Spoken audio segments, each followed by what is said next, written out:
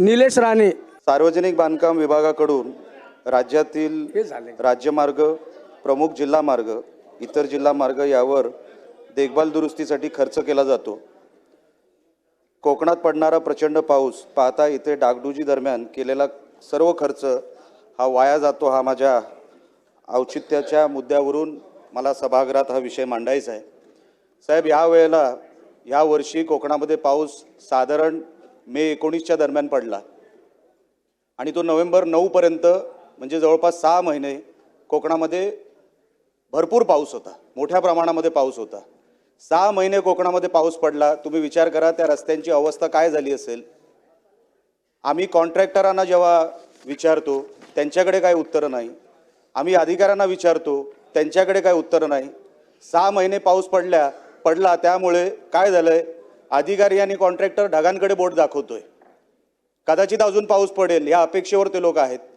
मागची बिलं काढली गेली नाही सार्वजनिक बांधकाम विभागातून, म्हणून अजूनपर्यंत नवीन कॉन्ट्रॅक्ट घ्यावा की न घ्यावा कॉन्ट्रॅक्टरांना पडलेला हा प्रश्न आहे। आणि जर मागचीच बिलं भरली गेली नाही, दुरुस्तीला पैसे येऊन सुद्धा आपल्या सरकारने दुरुस्तीला पैसे दिले, पाऊस जास्त पडला, तो खर्च पडला नाही, कॉन्ट्रॅक्टरला कारण मिळालं, अधिकाऱ्यांना कारण मिळालं, अशा परिस्थितीमध्ये दुरुस्तीचे पैसे येऊन सुद्धा तिकडे रस्ता झालेला नाही, दुरुस्ती झालेली नाही। महामार्गाचा पण तोच विषय। MDRचे रस्ते साहेब, MDRचे रस्ते असे कधीच खराब झाले नाहीत तेवढे ह्या पावसाळ्यात खराब झाले। दरवर्षी आपल्याला जर रस्ता बनवावा लागेल तर तो रस्ता टिकणार कसा? काही कॉन्ट्रॅक्टरांना आपल्याला ब्लॅकलिस्ट करावं लागेल, काही अधिकाऱ्यांना आपल्याला बंदोबस्त करावा लागेल, नाहीतर दरवर्षी जर दुरुस्तीचा पैसा येऊन फक्त तोच तो रस्ता आपण करणार असणार तर त्या रस्त्याला काय त्याच्यामध्ये क्वालिटी राहते आणि आपण लोकांना काय सांगणार आहोत। माझ्या मतदारसंघामध्ये साहेब सरासरी 4000 मिलीमीटर हा पाऊस पडतो। आम्ही तर रस्ते कसे टिकवायचे? मोठ्या प्रमाणामध्ये टुरिस्ट तिकडे येतो, मोठ्या प्रमाणामध्ये वाळू वाहतूक तिथे होते, डंपर वाहतूक तिथे होते। अशा परिस्थितीमध्ये जर आपण रस्त्याची क्वालिटी, जिथे पाऊस 4 इंच पडत नाही त्या ठिकाणी आपण तेच निकष जर कोकणाच्या रस्त्यांना आपण लावणार असू तर ते रस्ते टिकणार नाही। दरवर्षी सरकार पैसे देऊन सुद्धा आपल्याला ते रस्ते जर टिकवता आलं नाही तर ती चूक आपली आहे असं मला वाटतं। ते कॉन्ट्रॅक्टर, ते अधिकारी जागच्या जागी त्यांचा बंदोबस्त व्हावं आणि शासनाने ते लवकरात लवकर करावं। आणि इव्हन महामार्गाला जो काही विषय झालेला आहे, कॉन्क्रीटचा रस्ताही आहे आणि डांबरी रस्ताही आहे।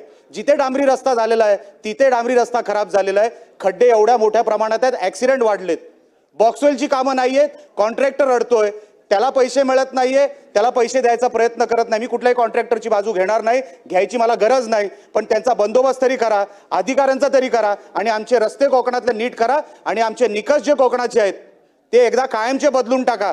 तुम्ही मराठवाड्याचे निकष कोकणाला लावू नका, विदर्भाचे निकष कोकणाला लावू नका, ते टिकणार नाहीत। तर रस्ते सरासरी 4000 मिलीमीटर जिथे पाऊस पडतो, तुम्ही निकष अख्ख्या महाराष्ट्राचा आणि कोकणाचा हा एक लावू नका। ही माझी औचित्याच्या मुद्द्याद्वारे आपल्यासमोर विनंती आहे। अध्यक्ष महोदय, आपण संधी दिली त्याबद्दल आभारी आहे।